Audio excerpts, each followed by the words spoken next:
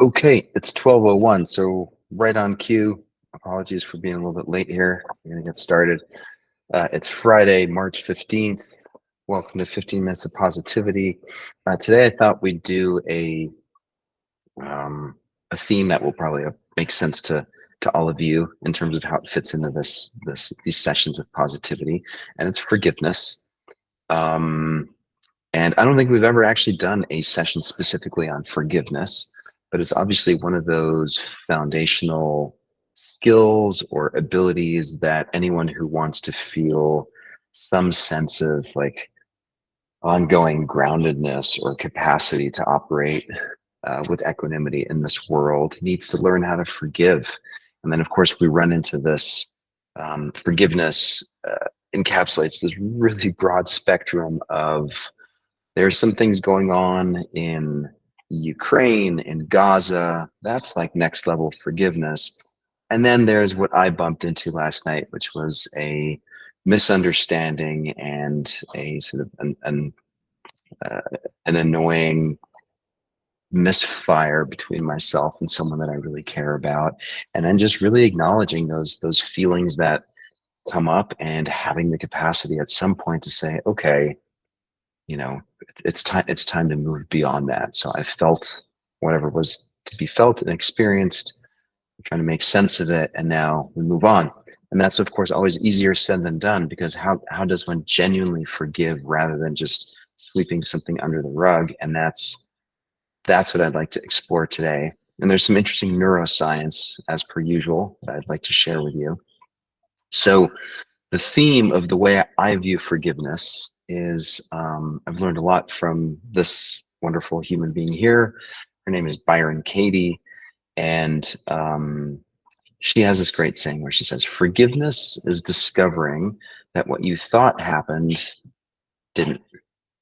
So that last part is obviously pretty key. Meaning we all get wrapped up in our narrative and our story about, oh, and then they did this, and then they meant to do that, and they were being selfish, and how could they, and fill in the blank. Our mind loves to just spin on that, and then at some point, what she's suggesting is that we wake up to this place where we say, oh my gosh, all this stuff that I was spinning on and thinking and convincing myself that they were doing this for these reasons, and how could they, and how selfish of them, and so on and so forth, actually never really happened. It didn't happen necessarily the way that I thought that it happened. And there's something very humbling and liberating about that. And it is the doorway into forgiveness. And here's the neuroscience behind kind of what's going on here. So, we all look at the sign, we're driving in our car, we come up to this corner, and we very clearly see a sign, a yellow sign that gives us a sense of 200 meters, and then there's all this grass behind it and some trees to the left, and so on and so forth. And our brain can make sense of what is happening here so that it allows our body to then react. So our eyes send a signal to our brain sends a signal to our motor cortex, which then maneuvers our hands and our feet and does all kinds of things so that we can adapt to this situation. Now, in reality, from a purely neurologic level, this is actually what we see. So this is what our eyes actually have the capacity to see, right? I'm just going to compare that to this, going back to this, meaning if you actually look at the way um, the cells in our eyes, the retinal setup and so forth is all organized, this is actually what we're able to perceive. Everything else is actually filled in by the brain based on past experiences and rapid eye movements and all kinds of other magical stuff that happens. But this is not what we actually see in the moment. So one way to think about this is there's this idea that our brain enhances whatever information it gets. And how does it enhance it? Well, it enhances it based on past experiences and past situations in which, ooh, last time that happened, I got really hurt, or last time that happened, it felt really good.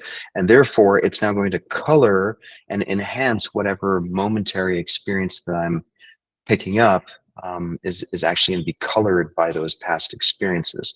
the fancy term for this, and this is, I laughed out loud when I found this in the neurologic literature, is controlled hallucinations. So the vast majority of the time, our brain, the human brain, is not actually in actual contact with all of the, the data that's out there, and is not actually absorbing it in a genuinely unfiltered manner. In fact, our brain is constantly spinning these tales around that we can label as controlled hallucinations.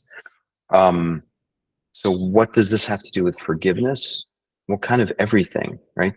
Because going back to Byron Katie's comment about forgiveness is that moment when you realize that what you thought, all the stuff that that person did, or that they were being selfish and they were, fill in the blank, you realize that actually so much of that is just a hallucination of sorts on our part, and so the goal is for us to, the antidote to that is to know this and begin to engage with a greater degree of curiosity. And so I'd love to do that in the remaining time that we have. So let's go ahead and close our eyes. Take a few seconds. We'll try to do this quickly because we're getting better and better at the grounding piece. And notice yourself in your chair, right here, right now, body breathing, feet on the ground,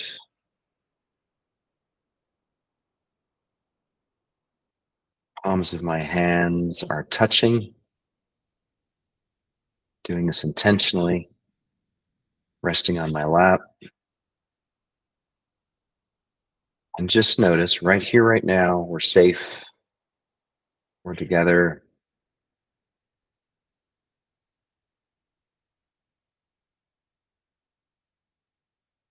Just taking a quick inventory of the present moment.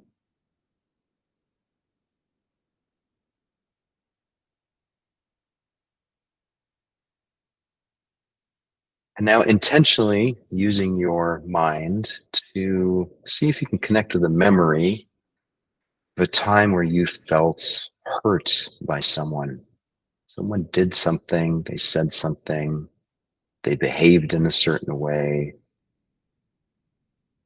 You felt slighted, you felt hurt.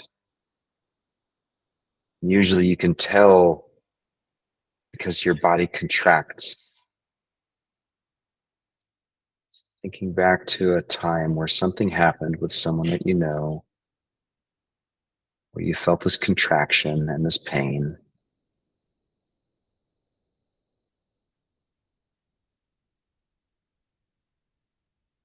And if you can, immediately jump to what was your mind saying about this situation, about this person.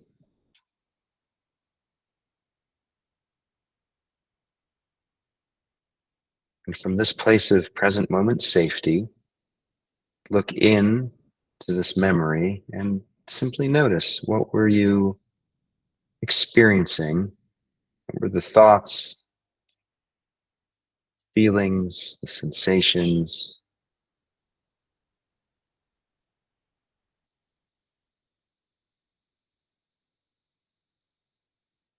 Maybe there was anger, maybe there was fear, frustration, overwhelm.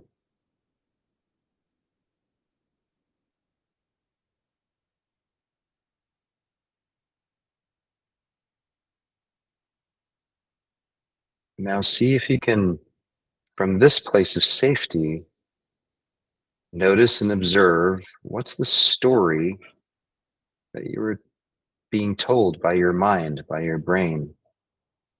What's the narrative about how this person always, or they never, or could they, is hopeless. Notice how your brain, very adept at filling in all of these details about them and about the situation, or about yourself in the situation, and how this isn't the first time, and the story just goes on and on, and just notice that.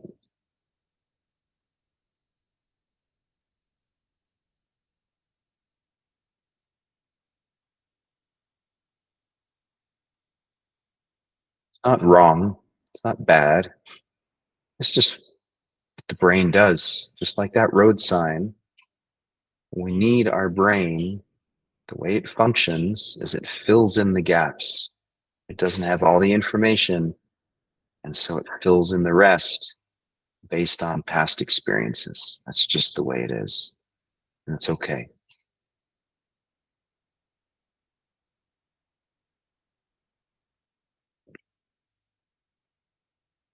It does so with road signs, and it also does this with our friends and our family and the stories that we tell about them and ourselves in those situations.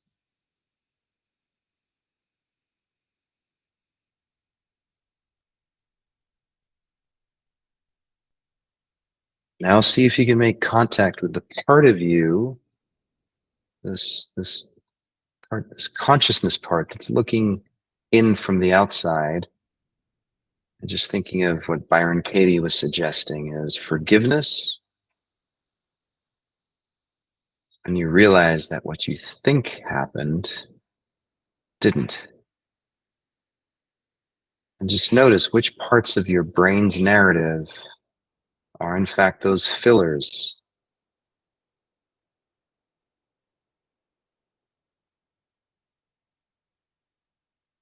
And not saying that there's no reason for you to feel hurt or upset. But I'm just saying come into contact with the reality that there's more to this story than we initially pick up on. And that is the doorway into forgiveness, is when we begin to realize there's more going on than the story that our brain is feeding us.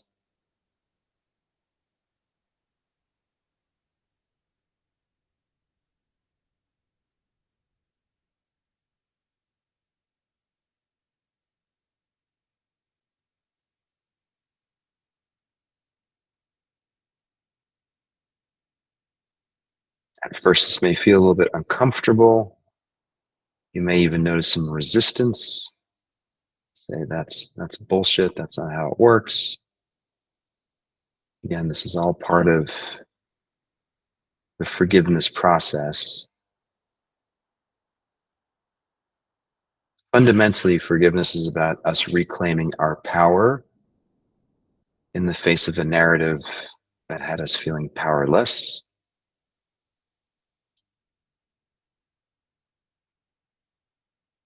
And it starts, I think, with connecting with some really basic fundamental neurobiology and understanding how this wonderful organ, our brain, treats these kinds of situations or stories.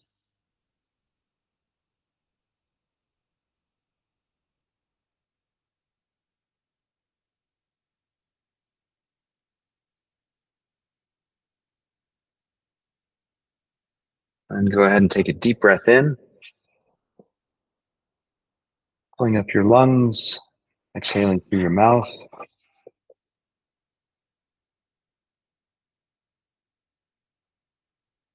Hold the exhale for 5, 4, 3, 2, 1. Let's do 2 more of those. Deep inhale, exhale.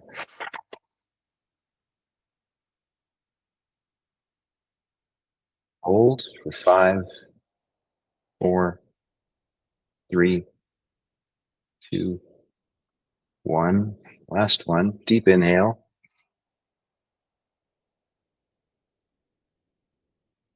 And exhale.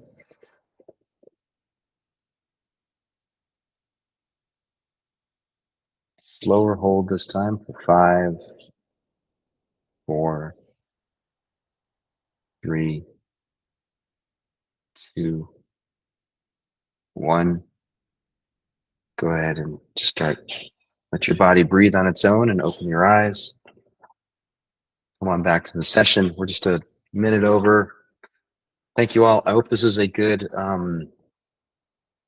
yeah, it was a very hands-on session for me, because I'm in the middle of something that I'm working on, and it's just a good reminder to that things aren't always what they seem, especially neurologically. So I hope this was a helpful and useful way to send you off on your weekend. Take care. See you on Monday, hopefully.